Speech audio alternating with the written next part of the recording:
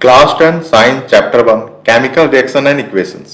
इस टॉपिक का ये हमारा थर्ड वीडियो है। इस वीडियो में हम कवर करेंगे exothermic reaction, endothermic reaction, corrosion और रेंसिडिटी। तो पहले बात करते हैं एक्सोथर्मिक रिएक्शंस क्या होते हैं। कोई भी chemical reactions during the process heat energy release करती है और जहां पर भी ये केमिकल रिएक्शंस परफॉर्म होती है वहां के आसपास का जो सराउंडिंग एरिया होता है, आसपास का जो एरिया होता है वो काफी गर्म हो जाता है। For example burning of fuel, जिसे हम कंबस्शन भी बोलते हैं। कंबस्शन मतलब फ्यूल को जलाना।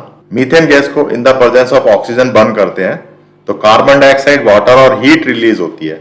किसी प्रकार के फ्यूल को जब हम बर्न करते हैं तो उसमें से हीट रिलीज होती है और जो आसपास का जो सराउंडिंग एरिया होता है वो काफी गर्म हो जाता है। तो बर्निंग ऑफ फ्यूल क्या है, सब एक्सोथर्मिक रिएक्शंस है। रेस्पिरेशन, रेस्पिरेशन भी एक्सोथर्मिक रिएक्शंस है। जब हम अपनी बॉडी में ऑक्सीजन लेते हैं तो ऑक्सीजन कहां पर पहुंचती है, सेल में पहुंचती है और सेल में ग्लूकोज होता है। जो भी हम फूड खाते हैं तो फाइनली वो ग्लूकोज बनता है और हमारी सेल में उपस्थित होता है। ऑक्सीजन ग्लूकोज को स्प्लिट करती है जिससे कार्बन डाइऑक्साइड गैस, वाटर और एनर्जी रिलीज होती है। तो रेस्पिरेशन क्या है, ये भी एक एक्सोथर्मिक रिएक्शन है। नेक्स्ट है एंडोथर्मिक रिएक्शंस। ये जस्ट अपोजिट होती है एक्सोथर्मिक रिएक्शंस के। एंडोथर्मिक रिएक्शंस में क्या होता है कि कोई भी केमिकल रिएक्शन जब हीट एनर्जी ऑब्जर्व करती है यानी सोखती है, अपने आसपास की जो हीट होती है जहां पर केमिकल इक्वेशंस परफॉर्म हो रही है, आसपास की हीट को ऑब्जर्व कर लेती है, तो इस तरह की केमिकल रिएक्शंस को एंडोथर्मिक रिएक्शंस कहते हैं। जहां पर भी ये केमिकल रिएक्शंस होती है तो वहां के आसपास का एरिया काफी ठंडा हो जाता है, काफी कूल हो जाता है। जैसे कि यहाँ डायग्राम में देख रहे हैं, यहाँ पर केमिकल रिएक्शंस हो रही है तो आसपास का जो सराउंडिंग एरिया है वहां की जितनी भी हीट है ये केमिकल रिएक्शन ऑब्जर्व कर लेगी यानी सोख लेगी। तो आसपास का जो एरिया है वो काफी ठंडा हो जाएगा। एग्जाम्पल लेते हैं फोटोसिंथेसिस।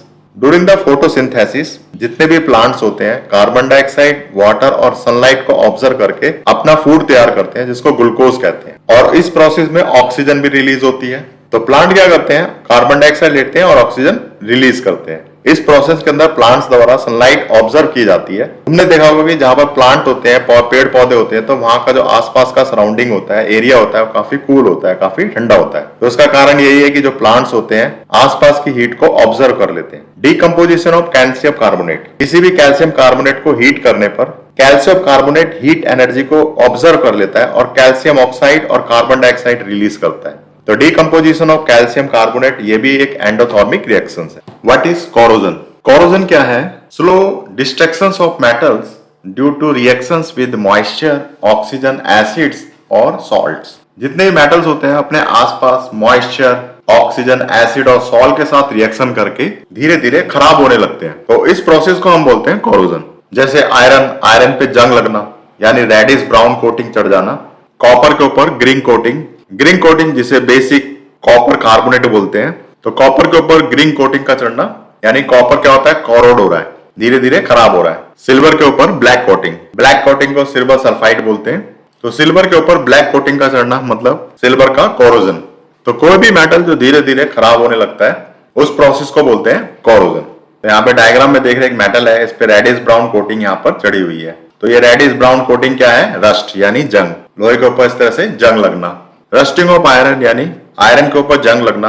आयरन ऑक्सीजन और वाटर के साथ रिएक्शन करके हाइड्रेटेड आयरन ऑक्साइड बनाता है जिसे बोलते हैं रस्ट। तो किसी भी कंट्री के लिए कोरोजन एक बहुत ही सीरियस मैटर है क्योंकि कोरोजन के कारण ब्रिज, कार, शिप, रेलिंग इनको बहुत मात्रा में डैमेज होता है जिसके रिपेयर के लिए बहुत ज्यादा खर्चा करना पड़ता है। अब बात करते हैं प्रिवेंशन मेथड यानी कोरोजन से बचने के कौन कौन से उपाय होते हैं। पहला है गैल्वेनाइजेशन। इसके अंदर जो आयरन होता है उसके ऊपर जिंक की कोटिंग कर दी जाती है यानी जो पानी के पाइप होते हैं उनके ऊपर जिंक की कोटिंग की होती है जिससे पानी के पाइप होते हैं वो काफी लंबे समय तक चलते हैं और धीरे धीरे करके वो कोरोड होते हैं। इलेक्ट्रोप्लेटिंग, जितने भी टैप होते हैं यानी नल होते हैं उनपे क्रोमियम और निकल की कोटिंग की जाती है जिसको हम बोलते हैं इलेक्ट्रोप्लेटिंग। तो ये भी एक मेथड है जिससे कोरोजन से बचा जाता है। पेंटिंग एंड ऑयलिंग, जितने भी मेटल होते हैं उनके ऊपर पेंट या ऑयल करके एयर और मॉइस्चर को ब्लॉक कर दिया जाता है ताकि एयर और मॉइस्चर जो है वो मेटल तक ना पहुंच सके। जैसे कार की बॉडीज के ऊपर पेंट कर दिया जाता है कोरोजन से बचने के लिए। What is rancidity? रेंसिडिटी क्या है? जितने भी फूड आइटम होते हैं उनमें फैट और ऑयल होता है। फैट और ऑयल के ऑक्सीडेशन के कारण फूड आइटम का टेस्ट चेंज हो जाता है, उसमें से स्मेल आने लगती है यानी फूड आइटम क्या होता है, स्पॉइल हो जाता है। तो इस प्रोसेस को हम बोलते हैं रेंसिडिटी यानी फूड आइटम का स्पॉइल हो जाना, खराब हो जाना। एग्जाम्पल के लिए stale chips, butter and fried snacks यानी बासी चिप्स, बटर या फिर fried snacks. Causes of rancidity, rancidity के कौन कौन से कारण है? पहला है एक्सपोजर टू एयर। यदि फूड आइटम को हम एयर में एक्सपोज करके रख देते हैं यानी खुला छोड़ देते हैं तो फूड आइटम जल्दी ऑक्सीडेशन होने लगता है और खराब हो जाता है। Presence of light and moisture, अगर फूड आइटम के आसपास मॉइस्चर और लाइट की प्रेजेंस है, उपस्थिति है, तो इस केस में भी फूड आइटम जल्दी खराब होने लगते हैं। नेक्स्ट है हाई टेम्परेचर, समर सीजन के अंदर टेम्परेचर ज्यादा होता है तो फूड आइटम जल्दी खराब होते हैं, तो हाई टेम्परेचर भी रैंसिडिटी का एक कारण है। प्रिवेंशन मेथड, रैंसिडिटी से बचाव के कौन कौन से मेथड्स होते हैं? पहला है एंटीऑक्सीडेंट्स, फूड्स को खराब होने से बचाने के लिए फूड में BHA और BST मिक्स किया जाता है यानी ऐड किया जाता है। जितने भी पैक्ड स्नैक होते हैं उसमें BHA और BST ऐड किया जाता है ताकि वो लंबे समय तक चल सके। BHA की फुल फॉर्म है ब्यूटिलेटेड हाइड्रोक्सी एनासोल, BST की फुल फॉर्म है ब्यूटिलेटेड हाइड्रोक्सी टोलुइन। तो ये क्या है?